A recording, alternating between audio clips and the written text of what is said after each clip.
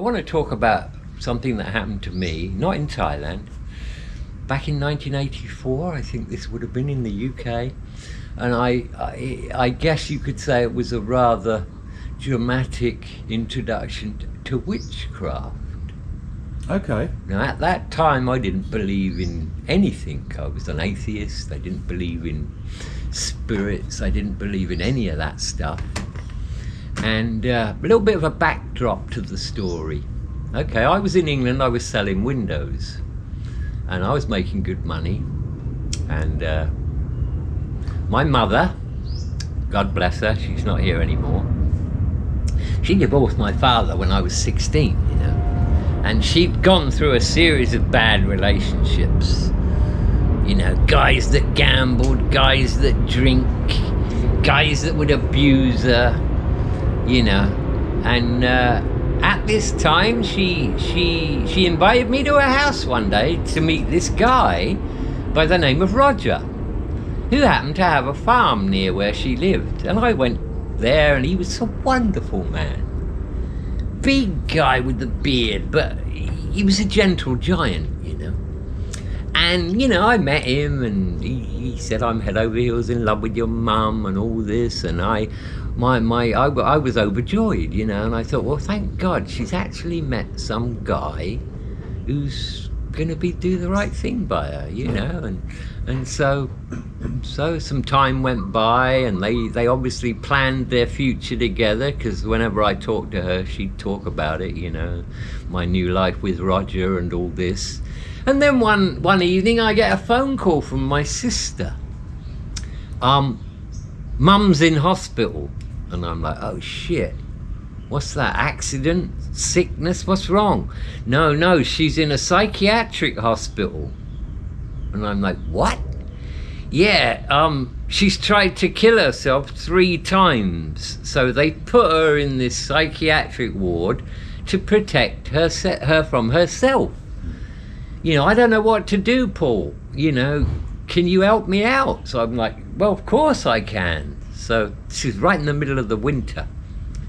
Early January, I think it was. Freezing everywhere. So I drive the 2.5 hours to get to my sister's house, and I sit down and I talk with her and her husband, and they both say the same thing. You know, she's just gone crazy for no reason at all. Well, I say for no reason at all.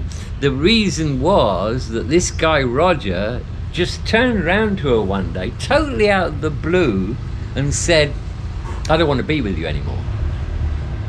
And that caused her to flip, Right. you know. So after getting briefed by my sister, I think the hospital was called St. Crispin's in Northamptonshire. Big old Victorian building, you know, very foreboding and all that kind of. So I went there and got to speak to the psychiatrist who's dealing with my mother. And I said to him, look, you know, what's going on? And he said, well, you know, she's made 2 or 3 serious attempts to end her life, and the local cops decided that the best thing for her right now is to be sectioned for her own protection. So that's what's happened. She's in a nightgown and she's in some room. And of course I want to see her, you know. Sure. So I go and see her, and I'm like, Mum, what's going on? And she was offish with me, and she was swearing at me, which she'd never ever done. What the fuck are you doing here? She said, you know. Well, I've come to try and help you out, Mum. What's going on? I was obviously quite distraught at my mother being there. I mean, it's a little bit like One Flew Over the Cuckoo's Nest. You've got people wandering around with glassy-eyed, talking to themselves, you know. It's a place for insane people. I've seen one like that in Nick Cambridge called Fullborn. Yeah, I know. People Right. wandering about in the grounds and stuff. Yeah. So anyway, I have a short conversation with my mother, and I did have the feeling that she's not herself. Mm-hmm. And so I go back to see this psychiatrist, and I said, listen, I want to get her out of here. I want to take her home. Her sister lives a couple of 100 yards away, and my sister would even move in with her you know, and watch her 24/7. And he looked at me, he said, well, she has to be watched 24/7, because if she's not, she'll do something silly like jumping out of a window or cutting her wrists. You know, he said, you need to think about this seriously before you take on this responsibility. So I called my sister, you know, would you and your husband, could you do this? And they said, well, yeah, we don't want her in there, you know. I mean, they didn't know what the hell was going on. Nobody did.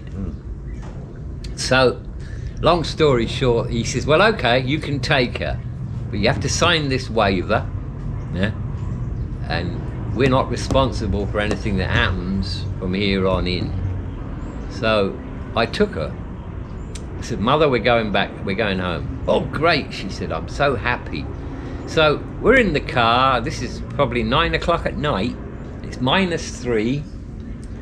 And we've got about 20 minutes to go to get to her house. So we're driving along, and she says to me, I want you to do one thing for me.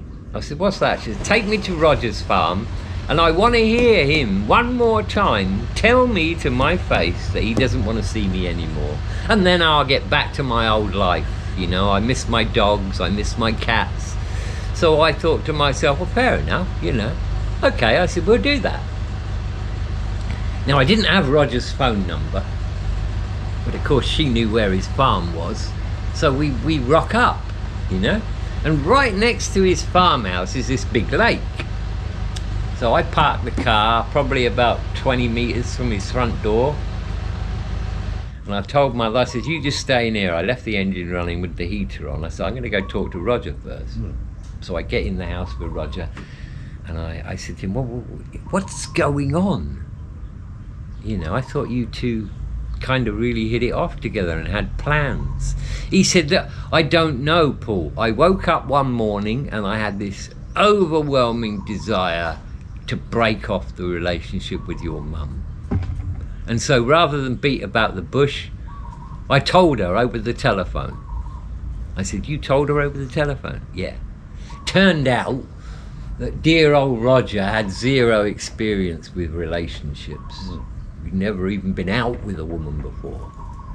So I kind of said to him, well, you know, this is not the best, you know, you got a lot to learn regarding women, but you know, I couldn't really be too upset with him, because he's telling the truth, you know, how he feels.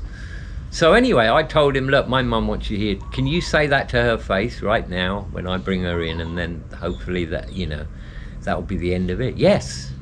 So I go get her, and she's all wrapped up in this blanket with a dressing gown on, and I sit her there, and she looked at me, she says, I can't believe how you would do this. All these things we've planned, and all this, and you'd turn my life around, and then all of a sudden you come out with this. I want you to tell me right now to my face. And he looked at her, and he looked at me, he said, I'm sorry, Pam, I just don't want to be with you anymore. And I don't know why, I just know that's the way I feel. I woke up one morning and that's the way I feel. What am I supposed to do? Am I supposed to lie about it? And she said, yes. Of course, he couldn't. So anyway, I go put Mother back in the car. Wait for me a couple of minutes.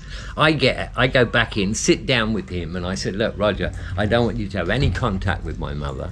You know, this could be rather difficult for her, and I want to cut off you from her life as of now. And he says, yeah, I totally agree. You know, so I said, well, please, you know, don't make any contact with her at all, and if she contacts you, please don't respond. Okay, he said, okay.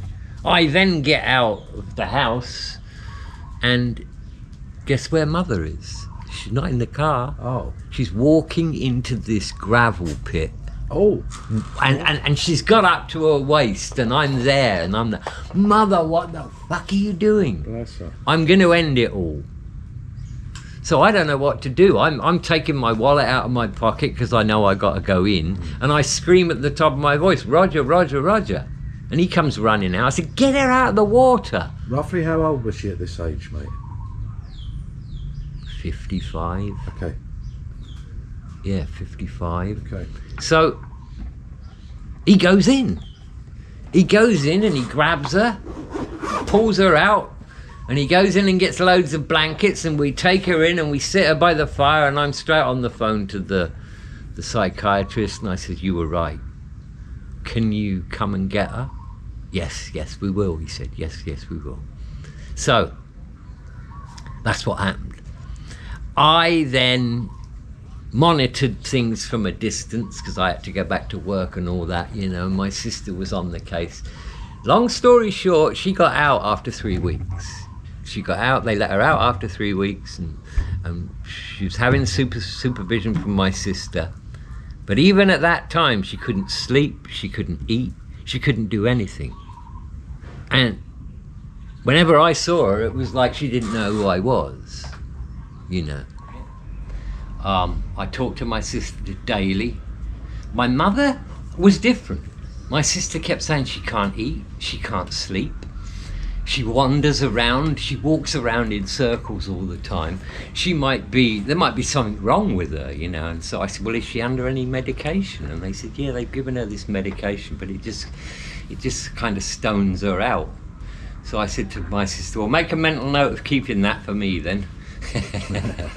Anyway, after a couple of weeks, I get a phone call from my mother. She's phoned me. Paul, you're never gonna guess what's happened to me. And I thought, well, I don't know what's happened, but she's back to normal, because she was her normal self. She said, last week there was a knock at my door, and I opened the door, and there was this old silver-haired woman, and she looked at me and she said, you don't know me, but I know about you, and I know what's happened to you, and I'm here to fix it. So of course my mother invites her in. She then turns around to tell my mother that she has been psychically attacked by a witch.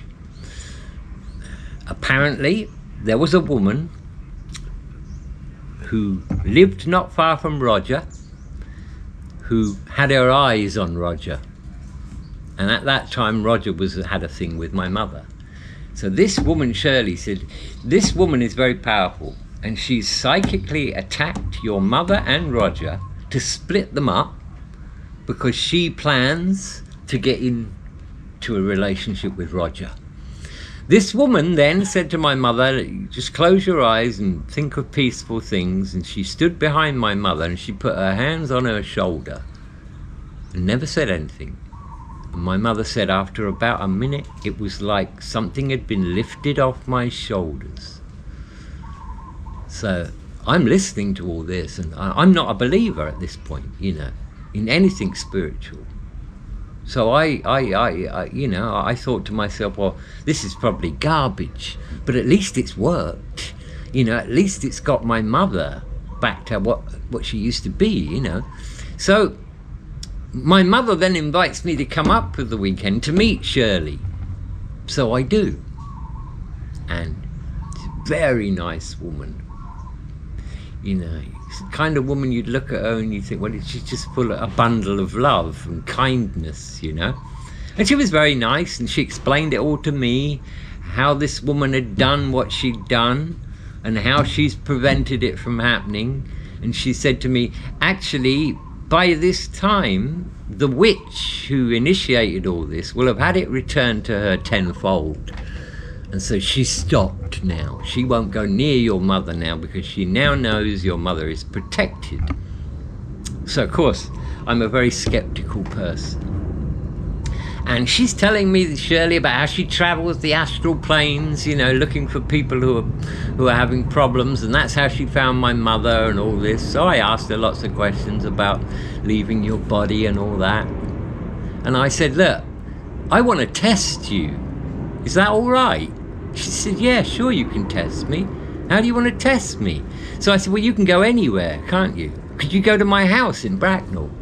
And she said, well, if I had a photograph of it, yeah. So my mother looks through all her photo albums and she finds a picture of the house with all the family standing outside, So she asked to go sit in the corner of the room with the lights dimmed out. And after about 10 minutes, she comes back and she says, yeah, you have a nice place. She said, one of your sons is sleeping upside down in the bed, and the other one's on the floor playing with a toy car. So I phoned my wife and I said, look, do something for me. Go upstairs and see what the kids are doing. And she went up there and she came back. She said, well, one of them's asleep and one of them's playing. I said, is the one asleep laying on the bed the other way round? And she said, yeah, how do you know that? And I said, and is Ben playing with toys on the floor? She said, yeah. How did you know that? So all these hairs went up at the back of my neck and I suddenly had this strange feeling around me. And she told me about stuff we had in the lounge, When was this? Just a year-ish? I'm just trying 84. I'm just trying to picture it. Okay. 83, 84. And what, are you talking about your first wife? Yes. That's what I thought, yeah. Yes. I wasn't sure. I was married in England for 4 or 5 years. Just so people know. Okay, so about 84. Okay. Yeah. Good times. But not then. And I started then, because as far as I'm concerned, this woman proved something to me. That yes, it is possible to leave your body and come back. She'd proven that to me without a doubt. And she very nice to me, and she said, look, we can keep in touch, you can phone me. She knew I was interested in astral projection, and I was interested in all this stuff, And it turns out that less than a year later I left my body during a motorcycle accident, and that confirmed it to me. And I tried so many times to astrally project, and I got to the point where I can feel all these waves coming through me, and I couldn't go any further. And she said to me, that's anticipation and excitement. It's blocking it. It's not allowing you to do it. But her belief is that when you die, you are automatically in spirit state, if you like. Right. So I now believe that our body is just a vehicle. Okay. And our spirit obviously controls that vehicle. Mm-hmm. And when your body dies, your spirit doesn't. So that was probably a big turning moment for you in terms of how you viewed things spiritually. Absolutely. Yeah. I was brought up to be a Catholic, which I renounced when I was 12. And I was full-on atheist from that point on. Well, show me some hard evidence then. And I just thought, no, you're here till your time's up, and that's it. Make the most of it. And what happened to my mother was kind of a trigger to get me to start looking at that side of things, and so that was it. That was it. And my mother never ever had a problem again in her life. She died a couple of years ago when she was about 90, 88. Been here a few times. So that's the witchcraft story.